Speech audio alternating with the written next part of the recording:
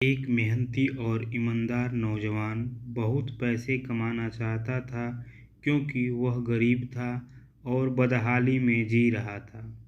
उसका सपना था कि वह मेहनत करके खूब पैसे कमाए और एक दिन अपने पैसे से एक कार खरीदे। जब भी वह कोई कार देखता तो उसे अपनी कार खरीदने का मन करता।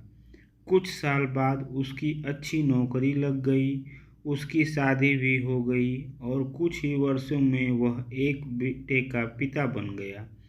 सब कुछ ठीक ठाक चल रहा था, मगर फिर भी उसे एक दुख सताता था कि उसके पास उसकी अपनी कार नहीं थी। धीरे धीरे उसने पैसे जोड़कर एक कार भी खरीद ली। कार खरीदने का उसका सपना पूरा हो चुका था और इससे वह बहुत खुश था। वह कार की बहुत ही अच्छी तरह देखभाल करता था और उसे शान से घूमता था।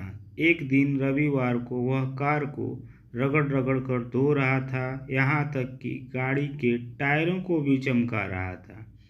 उसका 5 वर्षीय बेटा भी उसके साथ था। बेटा भी पिता के आगे पीछे घूम घूम कर कार को साफ होते देख रहा था। कार धोते धोते अचानक उस आदमी ने देखा कि उसका बेटा कार के बोनट पर किसी चीज़ से खुरच खुरच कर कुछ लिख रहा है।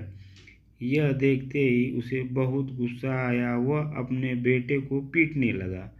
उसने इतने जोर जोर से पीटा कि बेटे की हाथ की एक उंगली टूट गई। दरअसल वह आदमी अपनी कार को बहुत चाहता था और वह बेटे की इस शरारत को बर्दाश्त नहीं कर सका।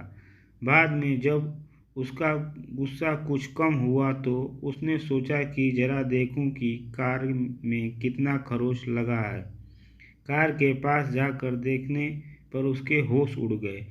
उसे खुद पर बहुत गुस्सा आ रहा था। वह फूट फूट कर रोने लगा। कार पर उसके बेटे ने कुरच कर लिखा था, आई लव यू पापा। यह कहानी हमें यह सिखाती है कि किसी के बारे में कोई गलत राय रखने से पहले या गलत फैसला लेने से पहले हमें ये ज़रूर सोच लेना चाहिए कि व्यक्ति ने ये काम किस नियम से किया है।